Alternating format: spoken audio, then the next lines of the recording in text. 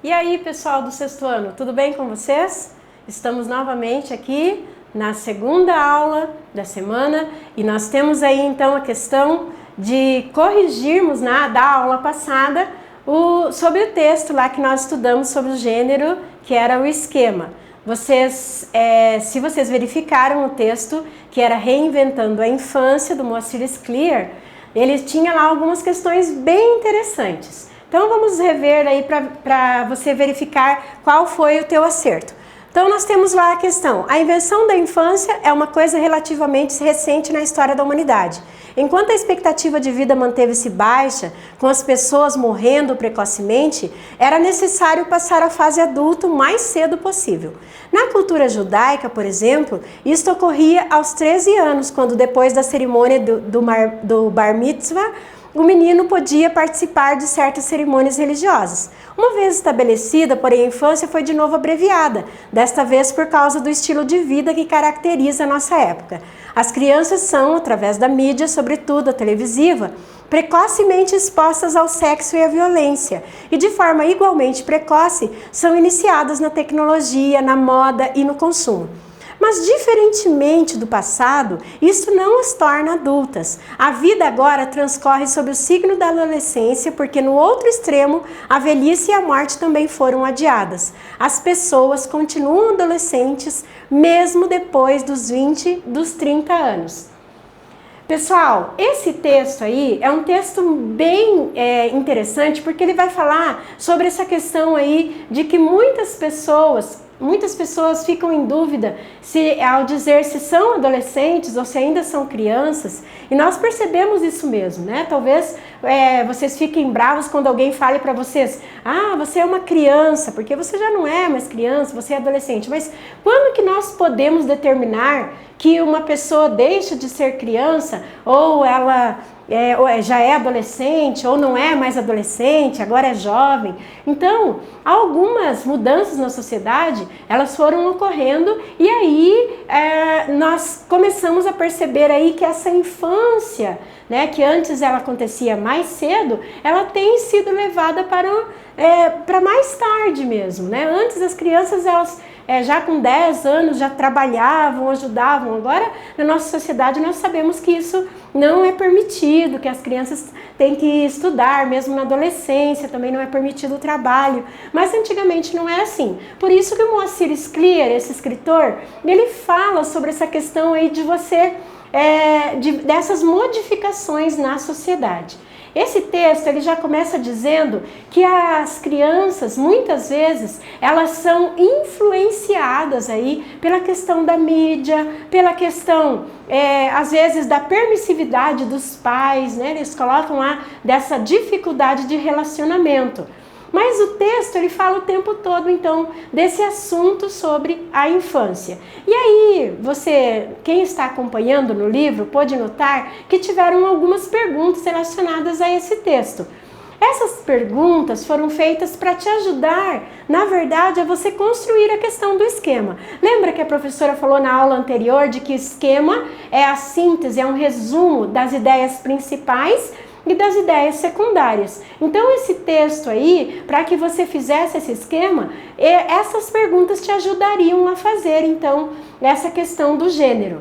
Então ele fez aí algumas perguntas relacionadas a qual o assunto principal do texto. Nesse caso aí, ele está falando sobre a questão da infância, então era isso que você deveria responder sobre essa questão. A segunda pergunta, ele diz: a que se refere o assunto principal? Ele fala sobre essa questão da reinvenção da infância, ou da invenção da infância, quando que a criança deixa de ser criança e passa a ser adolescente. Então, o tema se refere a isso daí.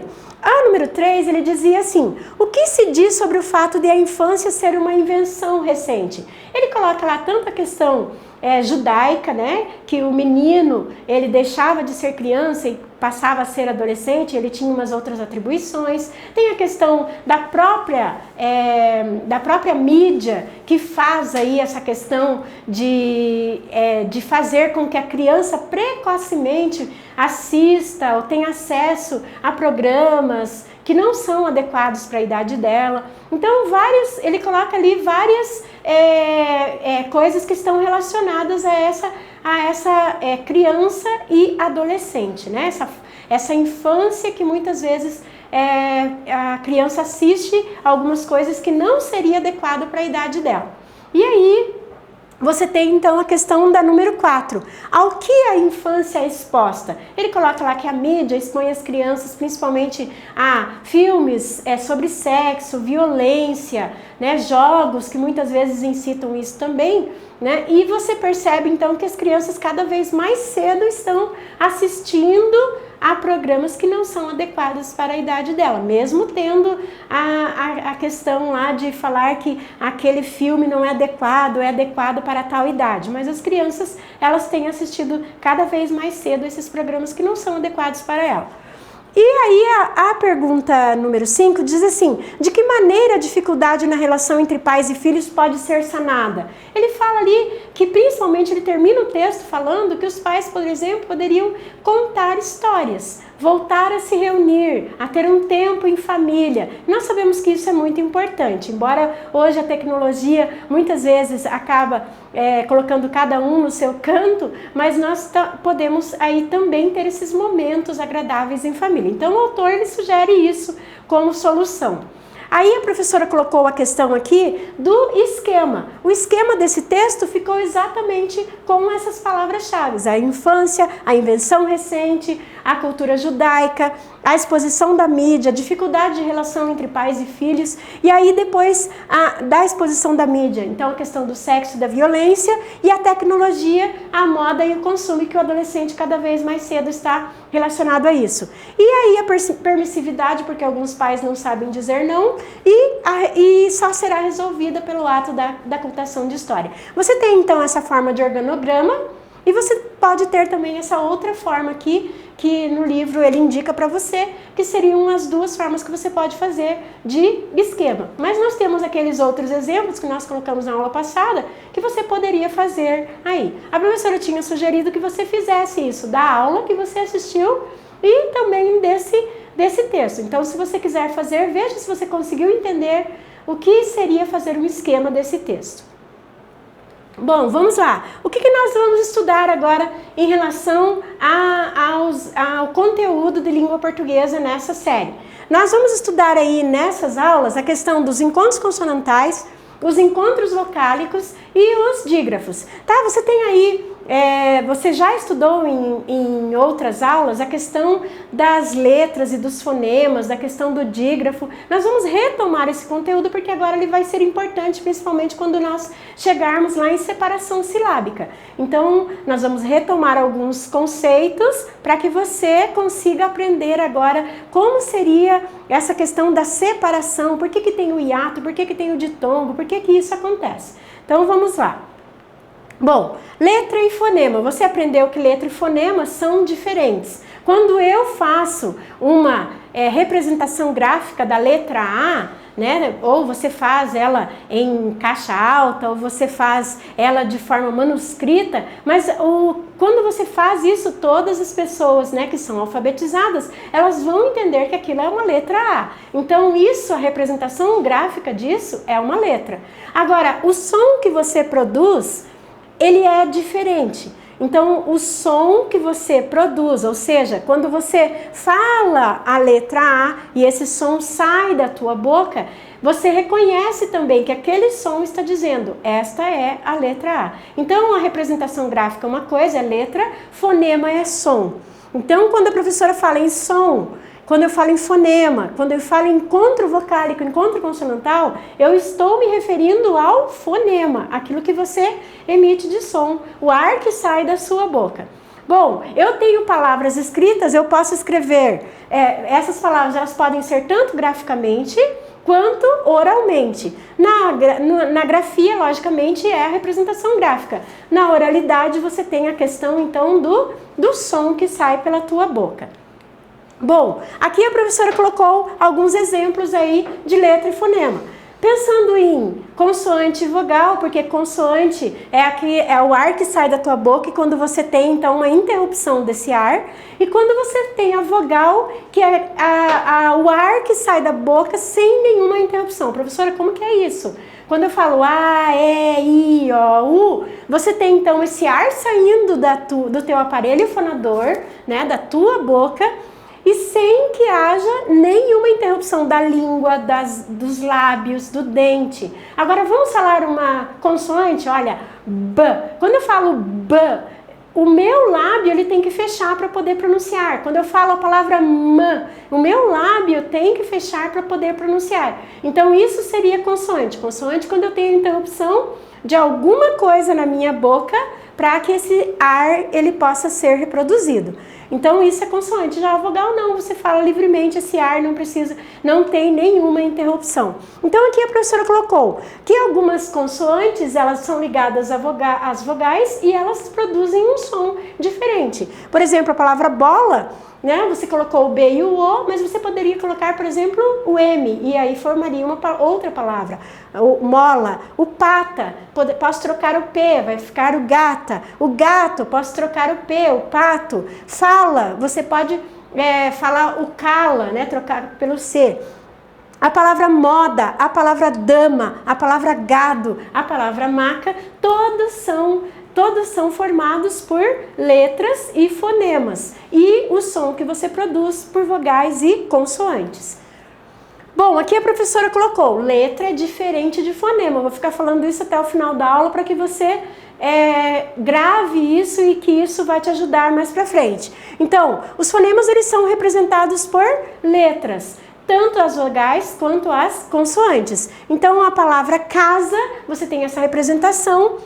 Você tem letras que muitas vezes elas têm fonemas diferentes, ou seja, sons diferentes. O S, você tem aqui, pode ter o som de Z ou pode ter o som de S, né? Então, nesse caso, são funções diferentes. O C é a mesma coisa. O C na palavra casa, você pronuncia K, mas na palavra cipó se escreve com a mesma letra, mas se pronuncia de forma diferente, que é o S. A manha, né? Você escreve o NH aqui e você sabe que na língua portuguesa o H ele não tem o som, mas você necessita para escrever essa palavra. E a palavra táxi aqui, por sua vez, você tem aqui 4 letras para escrever essa palavra, mas quando você vai produzir o som, você percebe que você tem que produzir número a mais, né? Então, táxi, você tem mais sons do que letras. Como que isso acontece? Então, vamos lá. Aqui a professora colocou a questão da letra do fonema S, né? Que ele pode ser representado por letras diferentes. Então, eu tenho aqui, algumas letras representam o mesmo fonema. Então, a letra S, ela pode ter o som de S, ela pode ter o som de S, ela pode ter o som de S e ela pode ter o som de S. O que é isso, professora? Porque em algumas palavras, elas são escritas com letras diferentes, mas a pronúncia é a mesma. Então, a palavra sino é escrita com S e pronuncia S. A palavra cela é escrita com C e pronuncia S. A palavra laço é escrita com cedilha e pronuncia S. E a palavra explicar é escrita com X, mas você pronuncia S. Então, todas elas têm o mesmo fonema. A palavra sala, por exemplo, você tem a pronúncia do S. E a palavra casa, você escreve com a mesma representação gráfica, mas você agora tem a pronúncia do fonema Z, né? Então, você tem essa questão da mudança. Mesma letra, mas o som é diferente. A palavra X é a que mais tem sons na língua portuguesa. Ela pode ter som de S, ela pode ter som de Z e ela pode ter som de X. E ela também pode ter som de X, que são mais ainda fonemas. Então, nesse caso aqui, a professora quer deixar algumas atividades para vocês.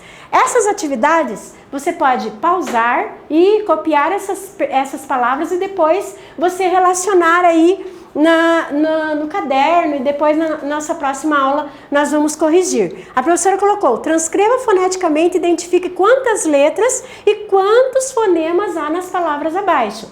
você vai identificar então graficamente como você representa e você vai fazer a contagem dessas letras. E para pronunciar, quantos sons você precisa para que essa palavra seja entendida por uma pessoa que ouve. Então, nesse caso, você vai fazer essa contagem, tá? Então, beleza, horta, tóxico, exato, sapato, girafa, jeito, exercícios. Você, então, vai fazer contagem de letras e contagem de fonemas. O segundo exercício, a professora colocou assim: quantas letras e fonemas há nas palavras? Você tem, então, planta, amanda, pomba e chumbo. Você vai fazer a mesma coisa que no exercício anterior. Você vai contar as letras graficamente e fazer a contagem dos fonemas, do som que você produz. Então é isso, pessoal. Nessa aula nós aprendemos então sobre a questão das letras serem diferentes do fonema. Muito obrigado pela tua atenção e até a nossa próxima aula.